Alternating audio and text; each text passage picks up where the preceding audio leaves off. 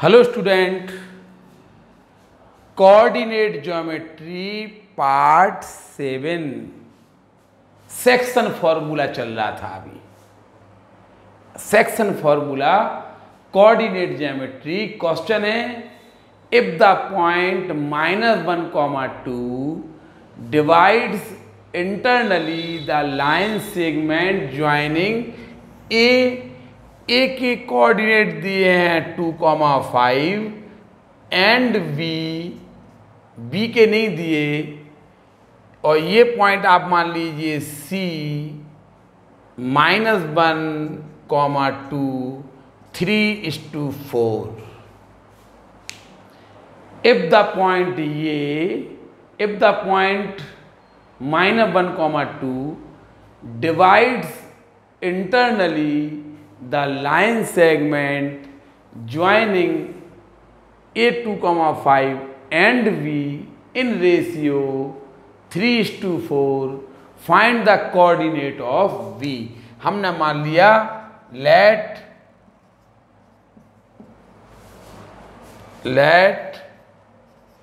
V equal to x2, y2। let the coordinate of V equal to V x2, y2 है। बस आपको x1, y1 दिया है, आपको x2, y2 है ही, आपको xy दिया, m दिया, n दिया। x का फॉर्मूला लगाइए तो x2 आ जाएगा, y का फॉर्मूला लगाइए y2 आ जाएगा। देखिए, इफ द पॉइंट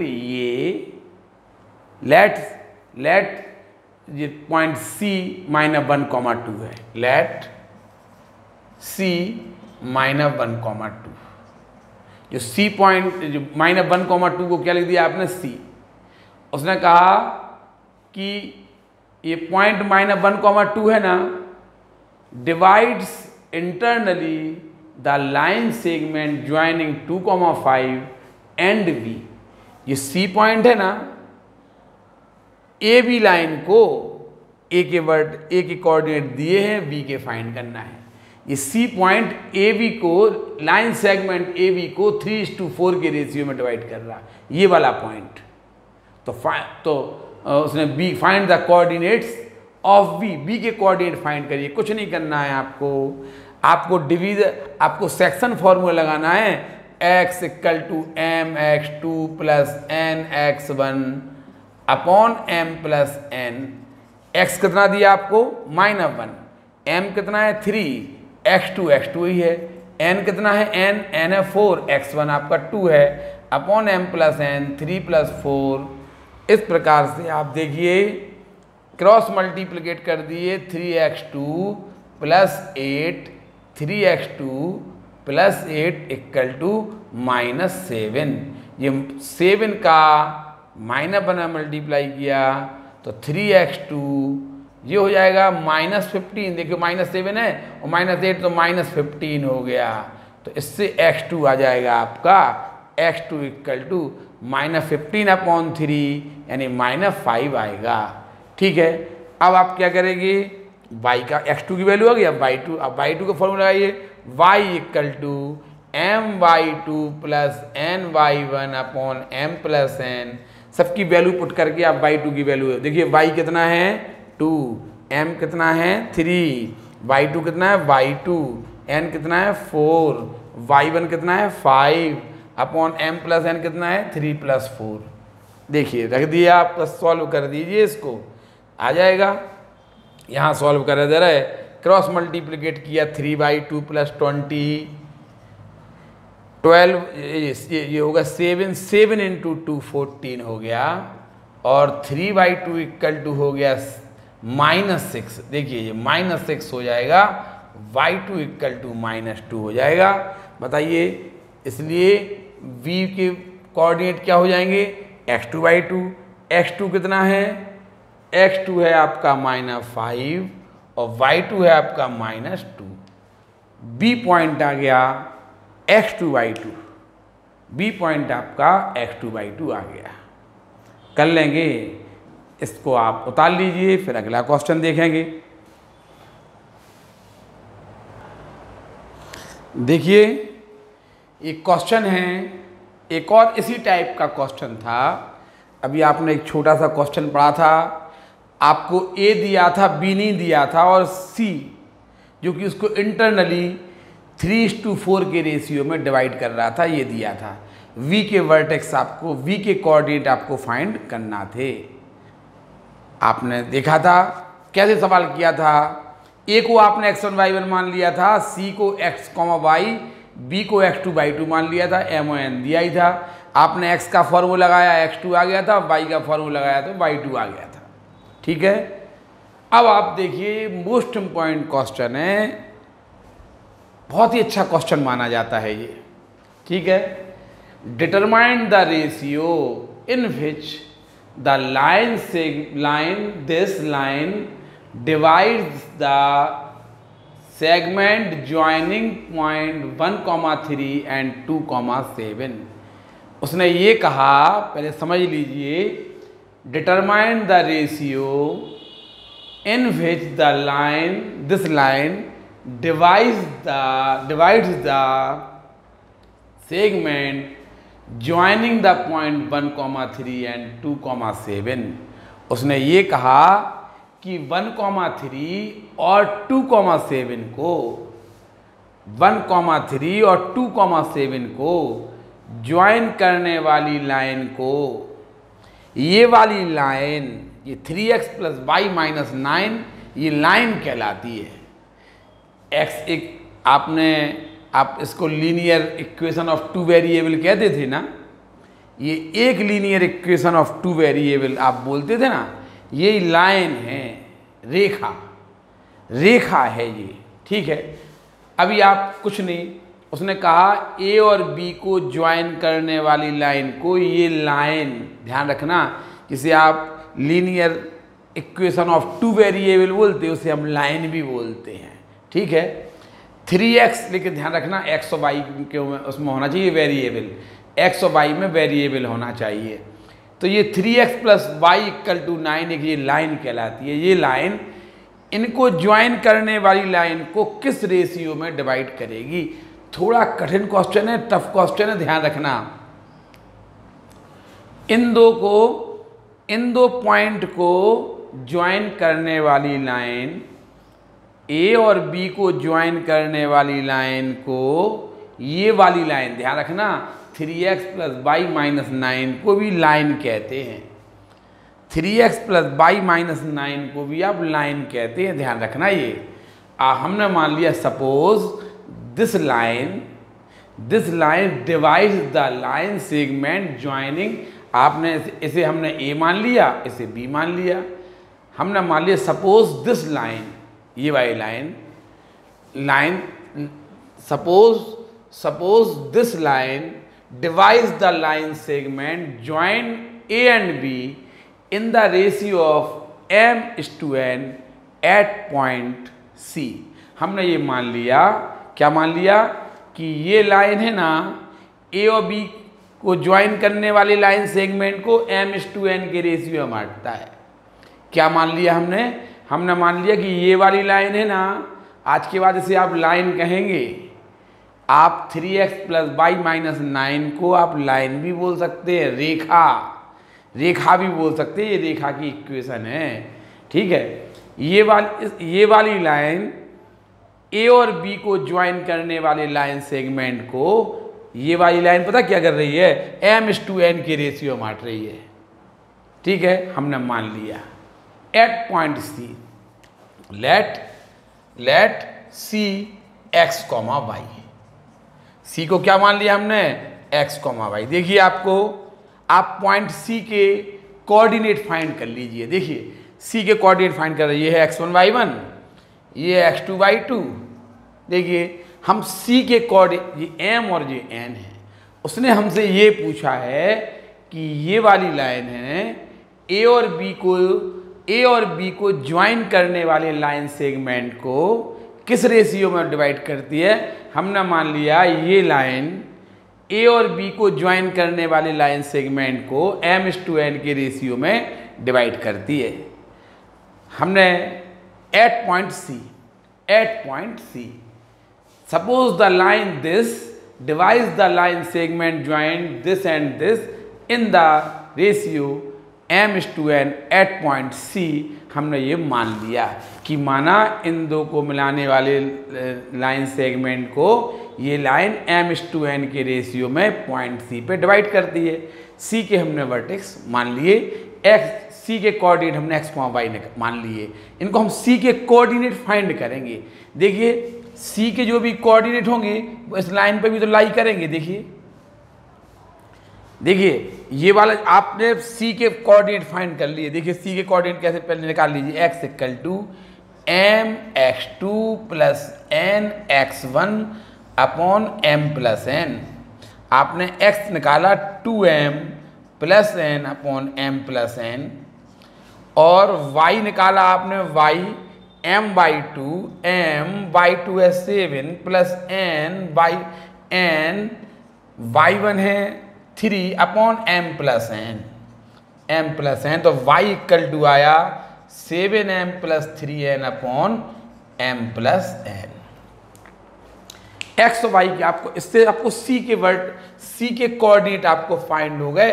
आप देखेंगे C आपको C आया 2m + n upon m+n, 7m + 3n upon m+n। सबसे पहले हमने क्या किया, इसे x1 y1 इसे x2 y2 jn इसे x, y मान के हमने पॉइंट C के कोऑर्डिनेट फाइंड कर लिए। अब हम क्या करेंगे, देखिए आपने इसके पॉइंट फाइंड कर लिए। बताइए ये वाला पॉइंट है ना, इस लाइन पे भी तो लाई करेगा। देखिए ये वाला पॉइंट है ना, इस लाइन पे भी लाई करेगा। नहीं समझ में आया? आप देखिए जो आपने जब निकाला है ना, ये लाइन जो पॉइंट C है ना, आप लिखा now point C lie on the line 3x + y - 9 = 0। बताइए उसने कहा कि ये जो पॉइंट है ना 3x + y, इस आपने क्या किया, a दिया था b दिया था, इसने इसको इस लाइन ने इसको C पे कट किया था तो m/n के रेशियो में। तो आपने C के वर्टिसेस, C के कोऑर्डिनेट आपने फाइंड कर लीजिए। बताइए C से तो ये लाइन भी पास हो रही है, C से ये लाइन भी पास हो रही है।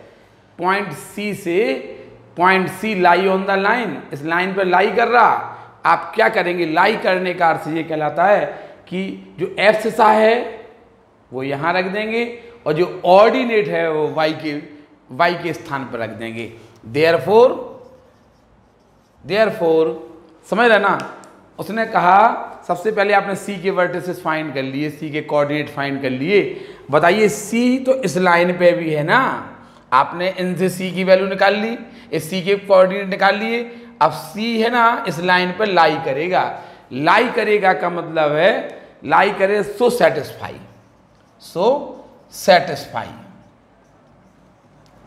सेटिस्फाई का अर्थ क्या है, ध्यान रखना। x के यहाँ पे आप लोग क्या करना कि जो लाइन है ना, इस लाइन में x के स्थान पे ये पुट कर देना और y के स्थान पे ये रख देना। -9 एज इट इज रहेगा। आप पहले इतना उतारिए फिर इसके आगे देखेंगे।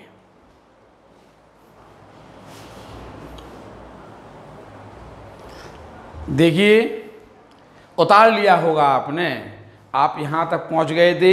हम आपका थोड़ा सा ए था, ये V था और ये लाइन सेगमेंट थी 3x + y - 9 = 0। आपने पॉइंट C के कोऑर्डिनेट फाइंड कर लिए। C आपको C के कोऑर्डिनेट फाइंड हो गए थे, ये है ना C तो इस जो C पॉइंट है इस लाइन पर भी तो होगा, इस लाइन को भी तो लाई ऑन दिस लाइन। जो C है ना, C lie on this line. तो हमने लिखा कि now the point C lie on the line इतना।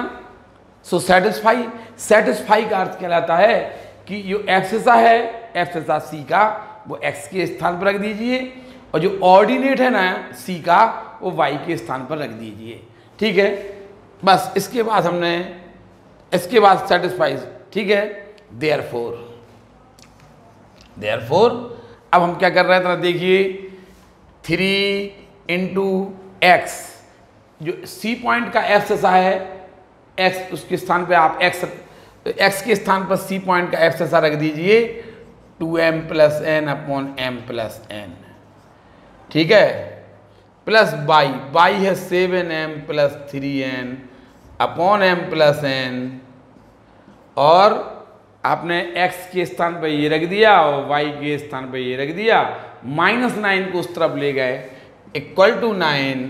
अब आप m प्लस n एलसीएम ले लीजिए, m प्लस n एलसीएम आ गया, m प्लस n एलसीएम ले लिया, m प्लस n से m प्लस n को डिवाइड किया 1 बार, 1 से आपने 3 को मल्टीप्लाई किया, 3 का अंदर मल्टीप्लाई कीजिए 6m plus 3n, 6m plus 3n, इससे डिवाइड कीजिए 7m plus 3n equal to 9। समझ में आ रहा? थोड़ा सा टफ हो रहा होगा, है, आप 10th के बच्चे हैं, आपको थोड़ा सा टफ लगेगा, लेकिन आपको आगे भी तो चलना है कि नहीं चलना है, सीखिए। इसके अलावा आपके पास कोई विकल्प नहीं है। आप 11th ही पढ़ेंगे, 12th ही पढ़ेंगे ना, तो फिर आप सीखने का प्रयास कीजिए। बस थोड़ा टफ है, थोड़ा सा समझिए, बार बार समझिए, नहीं आए तो फिर पूछना। चलिए यहाँ देखो 6m प्लस ये हो गया 13m और ये हो गया 6n, 13m प्लस 9n, और आपने ये 9 से इसको क्रॉस मल्टीप्लिकेट कर दीजिए, 9m प्लस 9n, ये ऐसा आया, ये ऐसे आ गया। अब ये हो जाएगा आपका 4m, ये यहाँ से माइनस, और ये उस तरफ जाके हो जाएगा 3n हो जाएगा, जिसमें n वाले एक तरफ ले गए, m वाले एक तरफ लाए, m upon n equal to 3:4, m/n equal to 3:4 आपका रेशियो आ जाएगा। सबसे पहले हमने क्या किया, पॉइंट ए दिया था, पॉइंट बी दिया था, ये m और n दिया था, हमने पॉइंट सी के कोऑर्डिनेट फाइंड कर लीजिए। अब पॉइंट सी इससे बनाना, पॉइंट सी है ना, इस लाइन पे भी लाई करेगा ना। क्वेश्चन था डिटरमाइन द रेशियो, आपको रेशियो फाइंड करना था, in which the line this divide the line segment joining the point 1, 3 and 2,7। 1,3 and 2,7 को 1,3 and 2,7 को ज्वाइन करने वाली लाइन सेगमेंट को ये लाइन किस रेशियो में डिवाइड करेगी? हमने मान लिया कि m/n के रेशियो में डिवाइड करेगी। तो हमने क्या किया, सबसे पहले c के कोऑर्डिनेट फाइंड करिए, x1 y1, ये x2 y2, m n, हमने c के कोऑर्डिनेट फाइंड कर लिए। अब बताइए इस लाइन ने किया ना इसको m/n के, तो ये c पॉइंट है ना, जो c पॉइंट है वो इस लाइन पे भी लाई करेगा। तो जी हमने now the point c lie on the line 3x plus y minus 9 equal to 0। ये वाला पॉइंट इस लाइन पे भी लाई करेगा। सो सेटिस्फाई का अर्थ कहलाता है कि जो आपका एब्सेसा है c का वो x के स्थान पर रख दीजिए, जो ऑर्डिनेट है c का वो y के स्थान पर रख दीजिए। ये एब्सेसा ये ऑर्डिनेट रख दिया और 9 उस तरफ ले गए, m प्लस n एलसीएम ले लिया, क्रॉस मल्टीप्लिकेट करके आपने m/n की वैल्यू फाइंड कर ली। इसको भी आप बता लीजिए, फिर आगे देखें।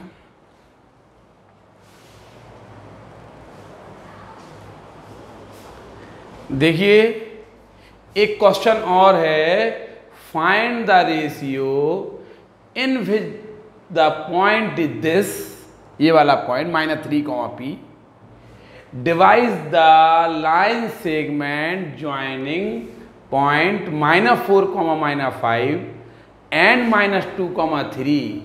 क्वेश्चन ये है, उसने ये कहा कि -5, -4 और -2, 3 को ज्वाइन करने वाले लाइन सेगमेंट को ये -3,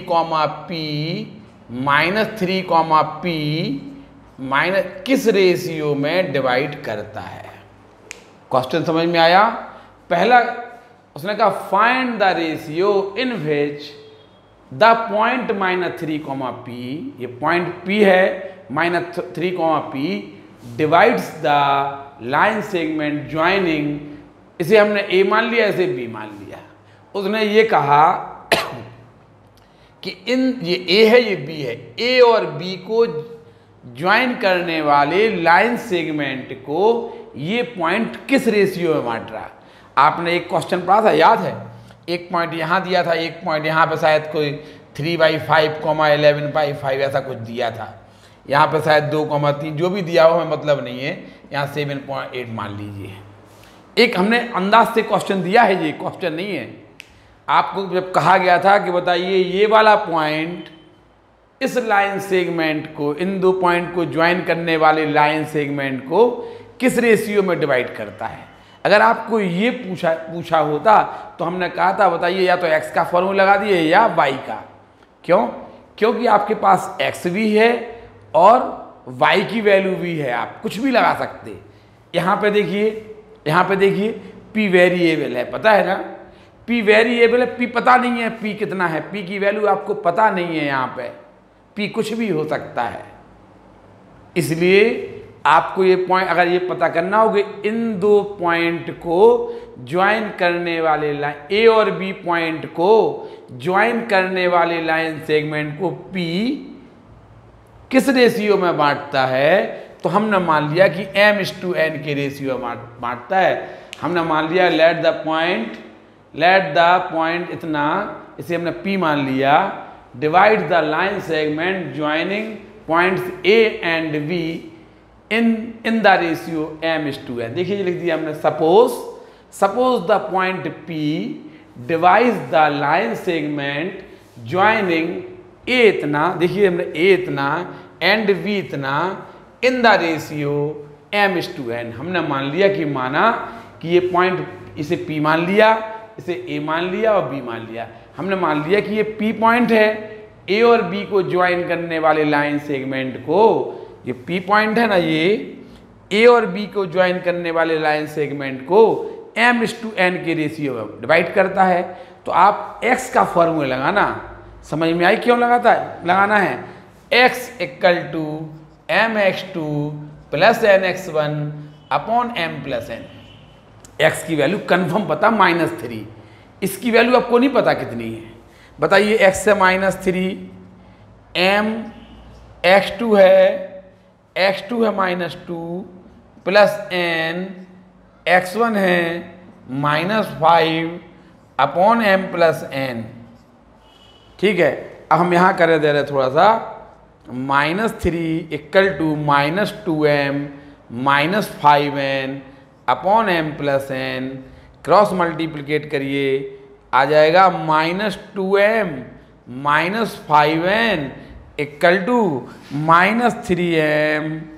-3m -3n।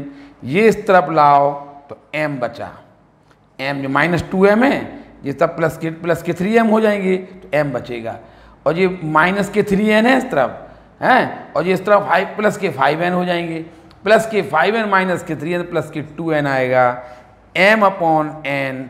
n इसके नीचे लाओ और इसके 1m लिखा तो 1 इसके नीचे जाएगा, 2/1 आ जाएगा, इसलिए यहाँ लिखे जा रहा है m/n आएगा 2:1। m और n का रेशियो आ गया।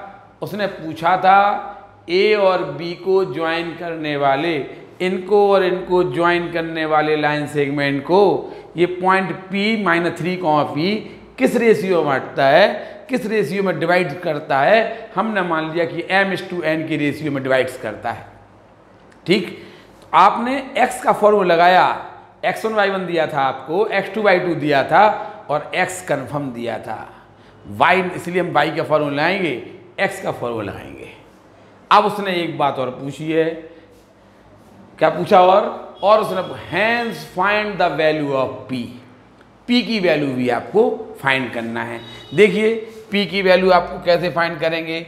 अब ऐसा करिए, आप y का फॉर्मूला लगा दीजिए, y का लगाइए, y का यहाँ देखो m और n की वैल्यू आपको फाइंड होगी ना, m2 है n1 है, आप ध्यान रखना, चूंकि y equal to my2 plus ny1 upon m plus n, y कितना है आपका p, m कितना निकाला अभी यार आपने 2, y2 कितना है 3 प्लस n कितना निकाला, n निकाला आपने 1 और y1 कितना है -4, y1 है -4 अपॉन m प्लस n है 2 प्लस 1, तो p आ गया 6 - 4 अपॉन 3 यानी 2 अपॉन 3। इससे आपको p की वैल्यू भी आ गई है। देखिए पहले आपने x का फॉर्मूला इसलिए लगाया क्योंकि आपको x1 y1 x2 y2 और x की वैल्यू आपको कंफर्म दी थी, m/n की रेशियो यहाँ आ गया, ठीक है। अब आपने y का फॉर्मूला इसलिए लगाया क्योंकि p की वैल्यू निकालना ना, y की वैल्यू रख दी, m2 था n1 था, y2 y1 x2 आपको दिए ही थे, रख दिया आपने, m और n की वैल्यू रख दी, इससे आपको p की वैल्यू भी आ गई। इस क्वेश्चन को भी आप उतार लीजिए।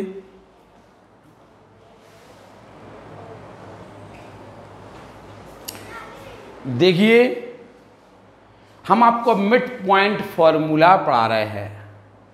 आपने अभी तक क्या पढ़ा था, आपने पढ़ा था कि यदि आपको एक पॉइंट a x1 y1 दे दिया जाए, b के कोऑर्डिनेट x2 y2 दे दिए जाएं, a के x1 y1 b के कोऑर्डिनेट x2 y2 है और आपको एक c पॉइंट था जो लाइन सेगमेंट AB को इंटरनली m/n के रेशियो में डिवाइड कर रहा था, तो C के कोऑर्डिनेट आपने फाइंड करने के लिए फॉर्मूला लगाया था mx2 plus nx1 upon m plus n।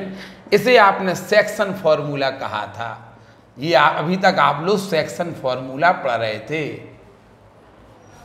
यदि C is the mid point of line segment AB, बताइए यदि C मिड पॉइंट है, C मिड पॉइंट है, तो हमने मान लिया यदि AC मान लीजिए AC L है तो BC भी L होगा, फिर होगा कि नहीं होगा। तो AC upon BC equal to 1 upon 1 आएगा, यानी AC इक्वल टू BC आएगा, या AC और BC में 1:1 का रेशियो होगा। AC और BC में 1:1 यानी m इक्वल टू 1 हो जाएगा और n इक्वल टू भी 1 हो जाएगा। नहीं समझ में आया। यदि ये मिड पॉइंट होता, बताइए यदि C आपने अभी कहा था C AB को इंटरनली m/n के रेशियो बांट रहा, यदि C मिड पॉइंट होता, mid point of line segment AB, यदि C मिड पॉइंट होता तो क्या होता, यदि ये मिड पॉइंट होता तो AC और BC इक्वल होता कि नहीं, मध्य बिंदु होता, C मध्य बिंदु होता। C यदि मध्य बिंदु होता, मिड पॉइंट माने मध्य बिंदु होता, तो मध्य बिंदु के निर्देशांक आप देखिए m और n की वैल्यू इसमें बराबर बराबर होती। AC भी यानी AC अपॉन BC 1:1 आता, यानी m भी 1 हो जाता, n भी 1 हो जाता। बताइए m और n यदि हम 1 कर देंगे तो x इक्वल टू आएगा x1 प्लस x2 अपॉन 2 और y इक्वल टू आएगा y1 प्लस y2 अपॉन 2। ये कहलाता है मिड पॉइंट फॉर्मूला। यदि आपको एक a पॉइंट दिया है -2,4 और b पॉइंट दिया है 8,6, एक ए पॉइंट के कोऑर्डिनेट दिए हैं -2,4 और बी पॉइंट के कोऑर्डिनेट दिए हैं आपको 8,6, तो आपका जो ए बी के मिड पॉइंट, ए बी का जो मिड पॉइंट है सी, इसके कोऑर्डिनेट आप इस मिड पॉइंट ए बी के मिड पॉइंट के कोऑर्डिनेट आप इस फॉर्मूले से प्राप्त करेंगे। ये हो गया आपका x1 y1, ये हो जाएगा x2 y2, x equal to x1 plus x2 upon 2 और y equal to y1 plus y2 upon 2।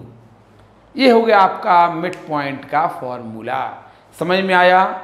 Mid point का फॉर्मूला आप ऐसे फाइंड करेंगे। समझ में आया? बताइए x1 कितना है -2 प्लस x2 कितना 8/2, तो कितना आएगा x = 3 आ गया। और y1 है 4 प्लस y2 है 6/2, तो ये आएगा 5। तो आप देखिए ये हो गया 3,5। ए बी का जो मिड पॉइंट है, मिड पॉइंट का फॉर्मूला यदि आपको लाइन सेगमेंट ए बी के मिड पॉइंट का फॉर्मूला, आपको मिड पॉइंट फाइंड करना हो, मिड पॉइंट का फॉर्मूला होगा x1 + x2/2 y1 + y2/2। आप इस फॉर्मूले को याद कर लीजिए, फिर आगे देख रहे हैं।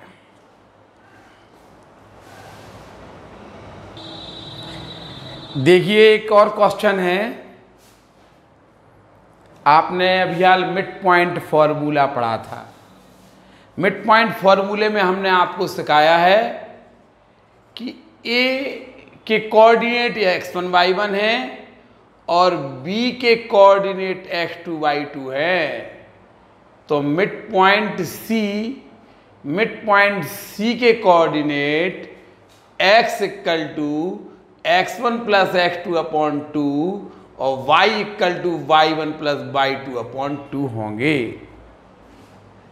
यदि ए के कोऑर्डिनेट x1 y1, बी के x2 y2 हैं, तो मिड पॉइंट सी आपको फाइंड करना हो तो x = उसका मिड पॉइंट का एब्सिसा होगा x1 + x2/2, ऑर्डिनेट होगा y1 + y2/2।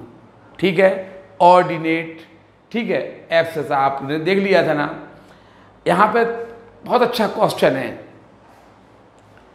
देखिए क्वेश्चन है, if a -2,1, b a,0, c 4,b and d 1,2 are the vertices of a parallelogram। Question है, ये a दिया, ये b दिया, ये c दिया, ये d दिया। Are the vertices of a parallelogram. ठीक है, find the values of A and B. Question है कि ये are the vertices of parallelogram. एक समांतर चतुर्भुज, पैरेललोग्राम माने समांतर चतुर्भुज। देखिए ए बी सी और डी, ये parallelogram are the vertices of parallelogram, समांतर चतुर्भुज। पैरेललोग्राम माने क्या कहलाता? समांतर चतुर्भुज। ये ए बी सी डी इस समांतर चतुर्भुज के सीड्स हैं। ठीक है, तो उसने कहा then find the value of A and B. अगर आपको प्रूफ करना होता कि ए बी सी डी एक पैरेललोग्राम के वर्टिसेस हैं, point A B C D एक पैरेललोग्राम के वर्टिसेस हैं, तो आप मात्र इतना कर दे कि ये इक्वल टू ए डी की length equal to B C की लेंथ निकाल देते आप, फिर ए बी की length equal to C D की लेंथ निकाल देते आप। तो ये इसके इक्वल आ जाती, ये इसके इक्वल आ जाती, तो हम कह देते कि प्रूफ हो गया कि जो A B C D the vertices of a parallelogram. समझ में आया ना? लेकिन आपको यहाँ पे पैरेललोग्राम प्रूफ नहीं करना, वो दे रहा आपको, उसने तो आपको गिवन है कि A B C D are the vertices of a parallelogram. वो खुद कह रहा कि ये पैरेललोग्राम के वर्टिसेस हैं। ध्यान रखना, आपने पढ़ा होगा कि diagonal of a parallelogram bisect each other. We know, आपने कक्षा 9 में क्लास 9th में आपने पढ़ा होगा कि समांतर चतुर्भुज के विकर्ण परस्पर समद्विभाजित करते हैं, पढ़ा था आपने। कन्ग्रुएंसी से इसको प्रूफ किया था, याद हो।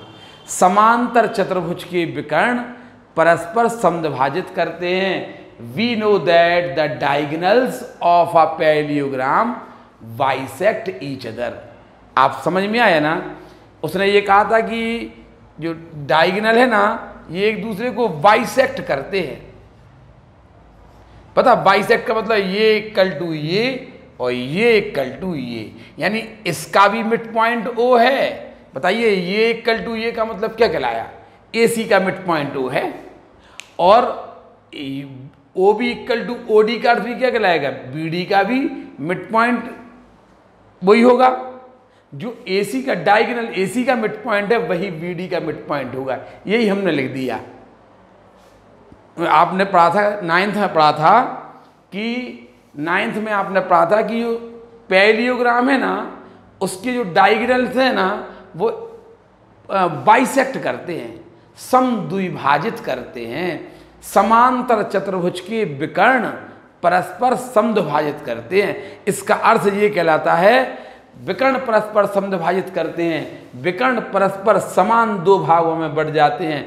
इसका मतलब है AC का मिड पॉइंट और BD का मिड पॉइंट इक्वल होगा। देखिए, we know that the diagonals of a parallelogram bisect each other. हम जानते हैं कि पैरेललोग्राम के डायगोनल्स माने विकर्ण, बाइसेक्ट ईच अदर, एक दूसरे को समद्विभाजित करते हैं। Therefore the coordinates of the mid point AC are same as the coordinates of the mid point BD।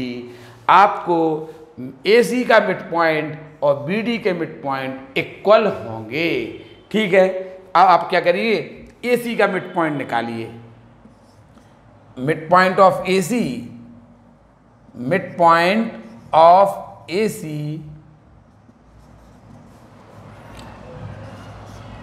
Diagonal AC equal to mid point of diagonal BD। ठीक है, BD। बताइए आप AC इसको मान लीजिए आप x1/1 और इसको मान लीजिए x2/2। बताइए AC का मिड पॉइंट क्या होगा? AC का मिड x1 प्लस x2/2।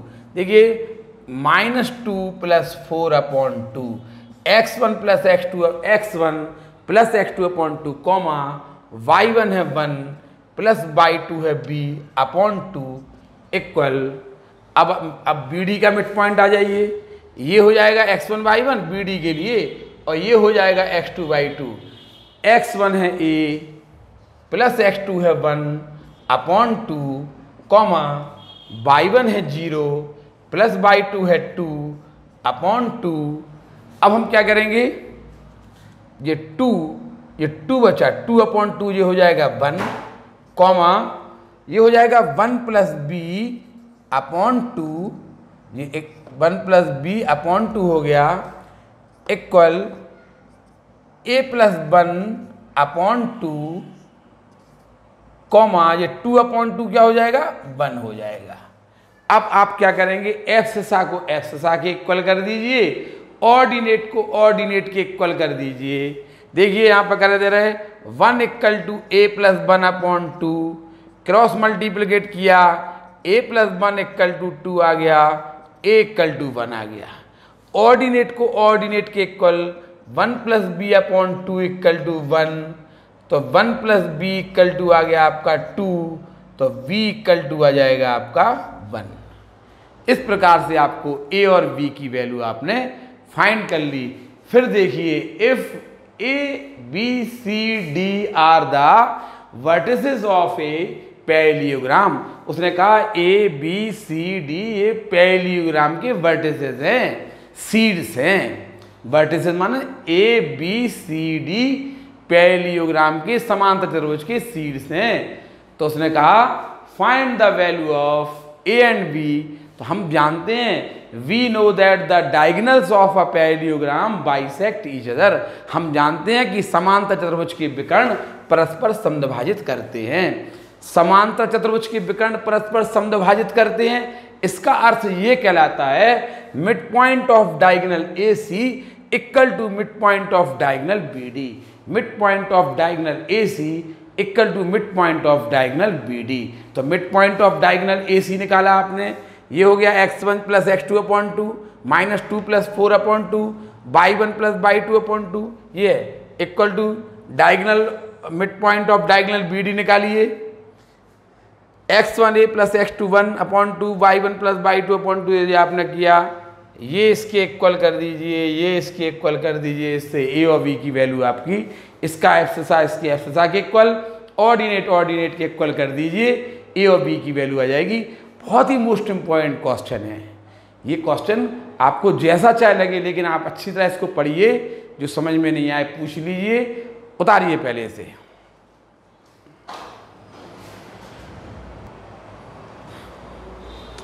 देखिए ये क्वेश्चन है, the 3 vertices of a parallelogram taken in order are -1, 0, 3, 1 and 2, 2। फिर देखिए the 3 vertices of a parallelogram, किसी पैरेललोग्राम की उसने 3 vertices दे दिए आपको। एक पैरेललोग्राम है ना, उसके उसने आपको 3 वर्टिस दे दिए। पहले वाले वर्टिसेस को हमने a मान लिया -1, 0, दूसरे वाले को हमने b मान लिया 3, 1 और तीसरे वाले को c, और चौथे वाले जो कि d फोर्थ वर्टेक्स आपको फाइंड करना है उसको हमने मान लिया dp, q। फिर क्वेश्चन समझिए, the 3 vertices of a parallelogram, vertices माने सीड्स, the 3 vertices of a parallelogram taken in order are, क्रम से लिए गए हैं। ये उसने कहा कि पैरेललोग्राम के समांतर चतुर्भुज के 3 सीड्स जो कि क्रम में लिए गए हैं वो -1, 0, 3, 1 और 2, 2 हैं। Find the coordinate of fourth vertex, fourth vertex के कोऑर्डिनेट क्या होंगे। जो 3 हमें समांतर चतुर्भुज के 3 शीर्ष तो दे दिए उसने, ये और ये दे दिया, ये क्रम से लेना है, ये नहीं कि ये ले लिया फिर ये ले लिया, ऐसे नहीं, क्रम से दिए। इन टेकन इन ऑर्डर लिखा है ना, taken in order, the 3 vertices of a parallelogram, parallelogram के 3 शीर्ष टेकन इन ऑर्डर जो कि क्रम में लिए गए हैं, आर दिस एंड दिस, ये हैं। Find the find the coordinate of fourth vertex, चौथे शीर्ष के निर्देशांक बताना थे। हमने मान लिया लेट ए ये है, बी ये है, सी है एंड डी ये मान लिया। पहले वाले को ए मान लिया, दूसरे को बी, तीसरे को सी और and D P, Q be the vertex of a parallelogram. पहले वाले को क्या मान लिया ए, दूसरे वाले को बी, तीसरे वाले सी और चौथे वाले को क्या मान लिया हमने डी पी, क्यू मान लिया। समझ में आया। अब उसने क्या कहा, उसने क्वेश्चन वही सेम क्वेश्चन है जैसा अभी इसके पहले आपने ए और बी की वैल्यू फाइंड की, वही क्वेश्चन है। देखिए पैरेललोग्राम के वर्टेक्स हो गए ये ए बी सी डी, ये पैरेललोग्राम के वर्टेक्स हो गए। आप क्या लिखेंगे, we know that the diagonal of a parallelogram bisect each other. आपको पता है, पिछले इसमें बता चुके हैं कि डायगोनल है वो बाइसेक्ट करते हैं। इसका अर्थ ये है कि mid point of diagonal A C equal to mid point of diagonal B D. देखिए आप mid point of diagonal A C निकालिए, x1 plus x2 upon 2, mid point of diagonal A C निकालिए, -1 plus 2 upon 2, x1 plus x2 upon 2 plus y1 plus y2 upon 2 equal to mid point of diagonal B D के mid point 3 plus ये हो जाएगा x1 y1 और ये हो जाएगा x2 y2, 3 plus p upon 2 comma 3 plus p upon 2 comma 1 plus q upon 2, 1 plus q upon 2। आप देखिए ये बचा 1 अपॉन 2 प्लस 1 अपॉन 2 और ये क्या बचा 2 अपॉन 2 यानी 1। फिर देखिए ये आ गया 3 plus p upon 2 comma 1 plus q upon 2 as it is लिख देंगे। अब क्या करेंगे, एफसेसा के इक्वल करके p की वैल्यू फाइंड कर लेंगे, ऑर्डिनेट के इक्वल करके q की वैल्यू फाइंड कर देंगे। फिर P और Q की वैल्यू आप यहाँ रख देंगे तो आपको D पॉइंट फोर्थ वर्टेक्स आपको प्राप्त हो जाएगा। कर लेंगे ना। फिर देखिए द 3 वर्टिसेस ऑफ ए, आपको एक पैरेललोग्राम के 3 वर्टिसेस दिए थे, समांतर चतुर्भुज के 3 वर्टिसेस दिए थे, टेकन इन ऑर्डर, जो कि एक क्रम में थे। Find its fourth vertices, fourth vertex आपको फाइंड करना था। हमने मान लिया फोर्थ वर्टेक्स D है, फर्स्ट को हमने A मान लिया, इसे B, थर्ड को C मान लिया और फोर्थ को D P, Q मान लिया था हमने फिर हमने कहा कि जो समांतर चतुर्भुज के विकर्ण है वो तो परस्पर समद्विभाजित करते हैं, ठीक है। The diagonal of a parallelogram bisect each other, therefore the coordinate of the mid point AC and are the same as the coordinate of mid point BD। तो जो इसका मिड पॉइंट होगा वही इसका मिड पॉइंट होगा। तो हमने पहले AC का मिड पॉइंट निकाला। देखिए x1 plus x2 upon 2 minus 1 plus 2 upon 2 और 0 प्लस 2 अपॉन 2 ये आ गया। और अब BD के mid point 3 plus P upon 2, 3 plus P comma 1 plus Q upon 2। अब आप देखिए F ससा को F ससा के इक्वल कर देना, 1/2 equal to 3 plus P upon 2, 3 plus 2 से 2 कैंसिल हो जाएगा, 1 इक्वल टू 3 प्लस P आएगा, ये 3 इस तरफ जाएगा तो अब माइनस P इक्वल टू -2 आएगा।